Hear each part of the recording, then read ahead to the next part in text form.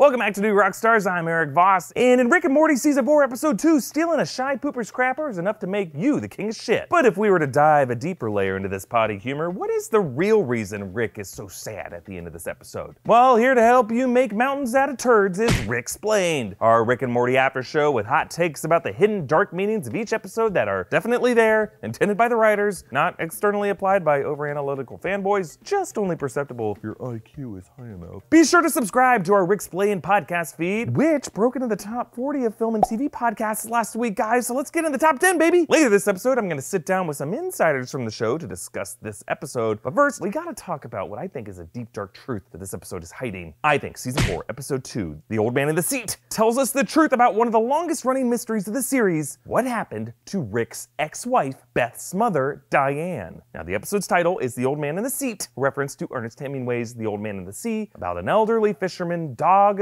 battling a huge marlin. Similarly, Old Man Rick battles with Tony, a stranger who used his private toilet. Like the marlin of Hemingway's novel, Tony defiantly pushes back until an odd mutual respect forms between the two. Now, there are some obvious thematic parallels of companionship versus isolation when it comes to Rick and Tony, but two moments of this episode stood out to me when Rick oddly hesitates. First is when Tony reveals that his wife recently died. Can I look at a photo of my wife while you kill me? Sure, but I'm doing her a favor. She either has terrible taste or she's trapped in a marriage to a toilet thief. She's dead. I don't mind joining her. Life has been hollow since I lost her. Rick then opens a portal to an alternate reality in which Tony's wife survived, yet that Tony still stole Rick's toilet, and so Rick angrily snaps at Tony. Don't use your dead wife as an excuse. Later, Tony ignores Rick's threat and uses the toilet again, telling Rick that the two of them are the same. You need someone to give you permission to live. You know what shy pooping is, Rick? It's a pointless bid for control. You want to take the one part of life that you truly think is yours, and you want to protect it from a universe that takes whatever it wants. It took my wife.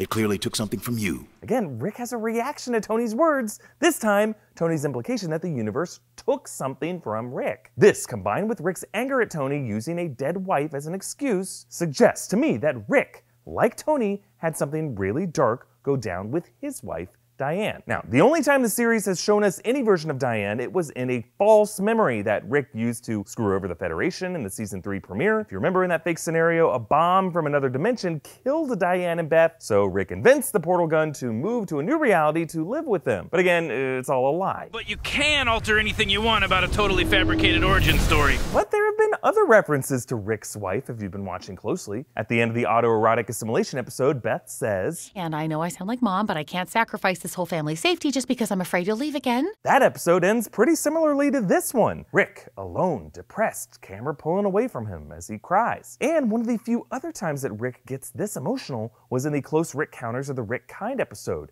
in which Evil Rick, well, it was actually Evil Morty via remote, pulls up a few positive memories in Rick's mind. Among them are him making love with a blonde woman whose face turns into an alien mouth. Now, other memories of Morty as a baby come up, and Rick tears up, which Evil Rick / Evil Morty calls out as super out of character for Rick. If there's any truth in the universe, it's that Ricks don't care about Mortys. Yeah, he's right. I think Rick was not crying at the memory of baby Morty. He's crying at the memory of this woman who I think is his wife. So what happened to Diane? I believe Rick's obsession with science eroded his capacity for love. Rick has even admitted this in the Rick Potion number 9 episode. What people call love is just a chemical reaction that compels animals to breed. It hits hard, Morty, then it slowly fades, leaving you stranded in a failing marriage. I did it. Your parents are gonna do it.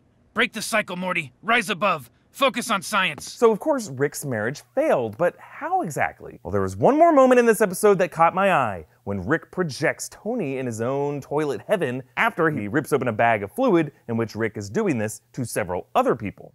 All of these people Are living their wildest, meaningless dreams and leaving me out of them. people you refuse to kill and refuse to let into your life. The woman in the bag behind Rick has blonde hair, pretty similar to Beth's, and pretty similar to the woman in Rick's memory. I think that could be Rick's wife, bagged up, suspended in a perpetual heavenly state. Perhaps in the past, Diane got so fed up with Rick's pursuits that she began to sabotage his work to keep him home. Maybe, as his memory implied, his work caused some freak mutation to take over his wife. In either case, he would probably be unable to kill her, but love her enough to allow her to live in a heaven of her own design. Now, again, we could just interpret this episode as a potty humor take on The Old Man in the Sea. But I will remind you that the protagonist of that story, Santiago, is an old man who, only in fleeting moments, is described as a married man. I'm gonna do my best Hemingway here. He no longer dreamed of storms, nor of women, nor of great occurrences, nor of great fish, nor fights, nor contests of strength, nor of his wife. Yeah, his wife, you think she'd get mentioned a few more times in this. He only dreamed of places now and of the lions on the beach. The lions on the beach foreshadows the final line of this book, in which the old man's long sleep begins. The fate of the old man's wife is a mystery. Maybe she's dead, or maybe she left him after his obsessive pursuit of a great catch on the sea. Either way, both sound a lot like Rick's lonely isolation. But hey, that's just my Ricksplanation of this episode. Might be bullshit, but it's fun to think about, right? No? You're a Rick and Morty fan who wants to be fed imagination and not play along with it yourself? Hey, whatever your thoughts are, stick around because we're gonna dive deeper into this toilet episode with Rick and Morty insiders after a brief message from our sponsors. This episode of Ricksplained is brought to you by Helix Sleep. After a long night of analyzing every single one of Rick's pieces of excrement, you kind of need a good night's sleep, right? Well, to do that, just go to helixsleep.com/Ricksplained. Take their 2-minute sleep quiz and they'll match you to a customized mattress that will give you the best sleep of your life. Whether you're a side sleeper, hot sleeper, like a plush or firm bed, with Helix, there's no more confusion and no more compromising on an average mattress. Helix Sleep was awarded the #1 best overall mattress pick of 2019 by GQ and Wired magazine. They have a 10-year warranty, and you get to try it out for 100 nights risk-free. They'll even pick it up for you if you don't love it, but you will. Helix is offering up to $200 off all mattress orders for our listeners at helixsleep.com/Ricksplained. That's Helix, Helix, sleep.com/Ricksplained for up to $200 off. Support for Ricksplained also comes from Manscaped, the best in men's below-the-belt grooming. Manscaped offers precision-engineered tools for your family jewels. It's time to gear up and get yourself the gift of shaving this holiday season. I'm talking about the Manscaped Perfect Package 2.0. I get why Santa Claus lives as far away from his South Pole as possible, because you know a fella that furry's got to worry about snagging some skin. That's why Manscaped has redesigned the electric trimmer. Their Lawnmower 2.0 has proprietary advanced skin-safe technology, so this trimmer won't Old St. Nick or Old St. snag your nuts. It's also waterproof, so you can use it in the shower. The Lawnmower 2.0 comes inside their Perfect Package 2.0, which makes the perfect gift this holiday season. It's literally everything you need to keep trimmed, cut-free, and smelling nice down there. The Manscaped Perfect Package 2.0 includes the Crop Preserver and the Crop Reviver to keep your balls from sweating, smelling, or sticking. And these products smell good. Their manly scent is attractive and will help set the mood, if you know what I mean. Get 20% off and free shipping with the code Ricksplained at manscaped.com. That's 20% off with free shipping at manscaped.com and use the code Ricksplained. Clean up your nuts and make Santa proud this year. And we're back to discuss Rick and Morty Season 4, Episode 2, The Old Man in the Seat, and we freaking loved last week's chat, so we have our friends back to the show. Rick and Morty writer Abed Gheith, thank you for coming back. And a friend of the show, comedian, super fan of Rick and Morty, and extroverted pooper, Tommy Bechtold. No shyness here, and I'm wearing a new shirt. Finally, we were able to get you to do it. Yeah. Change shirts for once. Milestone. Well, let's dive right into this shit, because Abed, you were saying when we were watching back the episode that like Rick's whole shy pooper routine might be like connected to something behind the scenes of the show. Oh, just because, yeah, because I think Dan is a shy pooper because of all of his Instagram and Twitter stuff that he seems to be like, he'll be on the toilet. Oh, so he's, like, he's on the toilet when yeah, he's posting this he'll stuff. do that stuff while he's posting, and I think it's a way to like deal with his shyness there. You know, and I don't know. I mean, we're all shy when it comes to pooping. Yeah. I mean, I am. I mean, I don't like to tell people if I'm going to do that. I just leave. Yeah, I make it an Eventbrite event. Like, I have people, I let them know. I go, like, about 4 p.m. Yeah. I get alerts on my phone. When Well, you're if gone. you want Push to, notifications. if you want to take down intimidation of someone, imagine them on the toilet. Oh, yeah. That's right, yeah, That's the it's- new imagine the audience in their underwear. It's just imagine everyone who scares you on the toilet. That's Right, right. yeah. That's right. I get it, you know, like you can call this episode just like poop humor, but like that like connects to me on a deep dark core because yeah, when I'm using the bathroom, I want it to be on a far remote side of the office. I don't want anyone else to know about it. I want it to be like clean and just my own little like Like, if I had $1 million, I could live in a shitty apartment, but I just want that bathroom to be like an oasis, like a grotto. To be made out of gold. Yes. You spend all your money just on the Well, toilet. aren't your opinions of places elevated by their bathrooms or de-elevated, de-escalated? What was the right word? Whatever means less. Like if a place has a really nice bathroom, it could be the worst place. Like a restaurant could be a terrible restaurant, but if they have a really clean, shiny, crisp bathroom, I'm like, this place is great, 5 stars. Yeah. Food poisoning was actually pleasant because I had a bathroom to go into right away. Yeah, it's got like an ocean feel to it. Like everything's shell designed, and there's just like birds that They sing. have in sea the salt corner. soaps that really scrub your hands clean. They have the 3 seashells instead of toilet paper. Yeah. I like that you guys know what I'm talking about.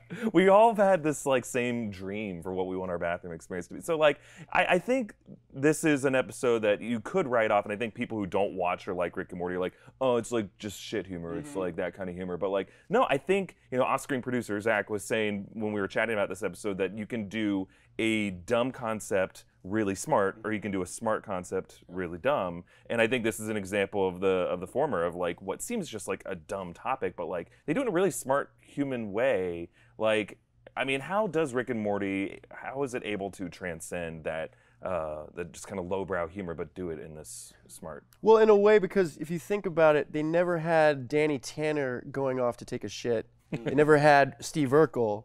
And it's like, if they did, they would make it really stupid. But in this, when you're imagining Rick doing it, it's a very interesting, like, parallel into it. Like, there's a big story there. Yeah. And that's pretty amazing. Yeah, Like, there's that whole thing in like Hitchcock's Psycho where it was the first movie to show a toilet on screen, and it blew everyone's minds.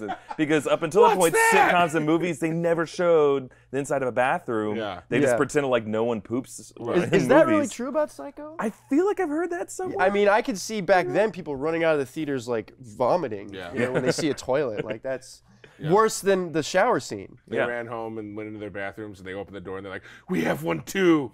There's one in our house. We've never known what it was for. Hitchcock is everywhere." Oh my God, he does that too. Stars, they're just like us, aren't they? They are. I do love that, like, imagining what would Rick's ideal bathroom be if he is a shy pooper. And even if you weren't a shy pooper, if you had the ability to build a world just for a toilet, like, it's interesting to see the design of this world. Like, it seems like a Pandora, like some kind of like ideal heaven. Like, that's his heaven where he goes into the bag and he takes a Globofin. That's where he goes, is just being able to shit on a toilet and in the stream. Drugs and toilets. Yeah. Hand to hand. Now, I'll say that this episode reminded me a lot of Pickle Rick, where it seems like this kind of like just dumb idea that's just a throwaway thing, but it ends with this profound, wise voice actor who lectures Rick on his own depression, and it ends in kind of this dark place. Yeah. Do you think Rick will ever get better? Like, is he on a trajectory toward Well, mental health? ever? I hope not, for the show's sake, Yeah. because I think it's more interesting that he's f***ed up. I mean, I hate to say that, but that is the kicker of this episode, is seeing Rick at his worst. And I don't know if he can get better. Yeah. I think he's got a serious problem. He definitely has. Does the show exist if he gets better? Because doesn't it just become the happiest I've ever seen him on the show was him wading through the weeds to get to the toilet. Yeah. Like the way he was drawn, the way he was animated, he looked so content and so like he wasn't. This is like a brilliant genius we've established in this show, whose mind is thinking about a million things every second, and he was so singularly focused on just going to the bathroom, and he was like at ease. It was like the most relaxed I've ever seen him animated on that show. So it's interesting to think like you get that in a snippet, and then he reverts back to the Rick that we know. Yeah. You get a moment of clarity and sweetness, but then it's just muddled in all this dark. I mean, it's sort of like when Tony and Angela got together, the show was over. You were like, there's nothing to fight for now. Right, Or yeah. Moonlighting, when they got married, you're like, where's the fun now? Yeah. So it'd be like if Rick just became happy. Yeah, that's true. I mean, that's like a good point. This planet is his one sanctuary. This is like the one time we see him where it's like, oh, this can just be Rick in a zenful state. And then by the end of the episode, that's taken from him too. And his way of like getting back revenge against his toilet thief is with this like mockery of his like isolation and loneliness. Yeah, for most people, it would be like in Winnie the Pooh where his thinking spot is. Yeah. You know, for most people. But in Rick's twisted mind, it's where he shits. Right. It's his fortress of solitude. There you go. And That's you a know better example. Superman was shitting all over the fortress of solitude. Oh, that's, yeah, pretty Comics much. are never going to tell you that. Right. My fan art will. So. I mean, Superman must have giant, horrible shits Oh that my are like destroying every toilet. You know, I like. wonder if he can create stomach lasers to just mash it up. Just vaporize it so there's no disgusting. evidence. We're I'm not falling eating victim. today. No, I know. You and I talked, Abed and I talked, like, we're very squeamish. And this episode should have repulsed us. Like, I normally can't handle this type of humor at all. But it was, like we said, handled in such an intelligent way. And there were such moments of compassion and weird human connection that I was, and human and alien connection, that I was able to kind of almost forget what the main gimmick of the episode was and just enjoy the jokes and the performances. So, I mean, I can't think of a higher compliment to say, like, I wasn't grossed out by what should have been the grossest episode of the show. Me too. I can't handle that stuff. I'll start to gag. Like, I'll never watch Salo. Right. Salo? You guys know that movie? All right, well, it's better you don't. We're just going to cut that out. No, it's a good movie, but I'll never watch it. How do you know if it's a good movie then? Well, it's Pier Paolo Pasolini, but it's like, there's a scene in it, like Pink Flamingos, like that kind of scene. Oh, okay, God. Yeah, that was what you guys understand. Yes. Yeah. Same thing, we'll never watch it. Yeah. One of the things that caught my eye in the first part of this episode I talked about was the idea that, like, it's the fact that Tony, the toilet thief, is a widower. He has a dead wife that gives Rick a point of pause and hesitation and kind of sees a connection with him. Because one of the longest running mysteries on the show is we don't know what's the deal with Rick's wife. Is she dead? Is he a widower too? Is it just his ex-wife and they're estranged or divorced? Rick has mentioned in past episodes how his marriage failed and didn't work out. But I had the theory that, like, this is really about him and dealing with his ex-wife. Do you think that there might be something here with, like, his home planet and it being connected to his ex-wife Diane? You're asking me. Yeah. I said this earlier. I have this theory, because you brought that up, which I totally forgot, that they hint at it before, that maybe this planet is like where they spent their honeymoon. Ooh, because like when she died, this is all he has left of her. Sure, yeah. So it's like, to him, that's a special place. Yeah. And it's so close to his heart that he has to take a shit there. Yeah, like, there's probably, like, specific reasons why this planet is designed the way it is. Yeah. Like, why does it put Rick in this trance? Is it just aesthetics? Or does it have, like, some kind of meaningful, There's like, something, and it part looks of it? beautiful, so it seems weird. Yeah, what is Yeah. that weird crystal that's in the archway? Like, is that the power source? See, I'm thinking maybe that's the diamond in his engagement ring that he gave her, because it Ooh, looks like it's a yeah. setting in a ring. Yeah, Even it does, like yes. it's got this diamond shape to it. Oh, so he just man. looks at his engagement ring every time. What if he they have shits. to change the storylines because we figured it out? Oh, my God. I hope not. Just like Like a pretend Lost like thing. so that I want to be. Oh right. Yeah. Jeff Just Jensen give got us a ahead of it. story by credit. We'll be fine Yeah, with sure. that. Just give us a credit and some guild credits. Exactly.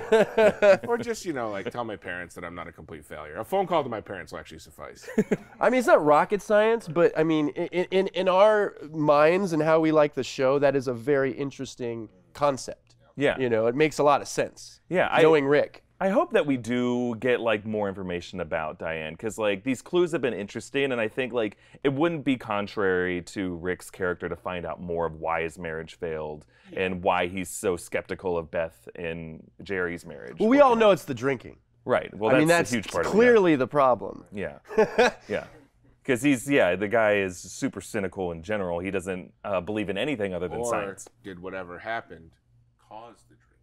Yeah. Oh, that's a good point. Yeah, there's some theories Maybe he that- was normal, yeah. Yeah, like, one of the things I've heard is that Rick's whole exploration of the multiverse, his portal gun, he invented after his marriage fell apart, or that happened at the same time, because he needed to escape what he had currently. He had to get away from his problems by Right. jumping through a portal. That would be an interesting, like, although he is the protagonist just based on the point of view of the show, he has kind of a supervillain origin of, like, what if he was just a normal scientist that had an event that triggered this, like, break in him that made him kind of diabolical. Yeah. Yeah. I mean, because the obvious thing is that alcohol ruined. I mean, that's more of an obvious thing. Of course. Yeah, I mean, that probably isn't what happened. It's probably really deep and disturbing. Well, hopefully we see more of that deep and disturbing history. But thank you so much, you two, for coming on the show again to chat about this. Oh, thanks Abed, for having me. It's been Yeah, awesome to have you. I have a good time here, so thanks for having me back. Yeah, we have a great time too. Follow Abed on Twitter at AbedG. You can follow Tommy Bechtold on Twitter at Tommy Bechtold. And be sure, if you haven't already, to subscribe to our Ricksplained podcast feed so you can get early access to audio versions of all this stuff. And you can follow me at EA Voss on social and follow New Rockstars on socials at New Rockstars. And make sure to subscribe to New Rockstars on Twitter, on YouTube as well, to just be able to see everything that we're doing. And keep an eye out for our breakdown of all the missing animation jokes that you might have overlooked this episode. And we'll be back next week with our analysis of episode 3. Thanks for watching, guys, and we leave you with one of our favorite jokes from this episode. What in the hell are you doing? Parenting. That's not how I did it. Yeah, where's your daughter? You're right. She joined ISIS.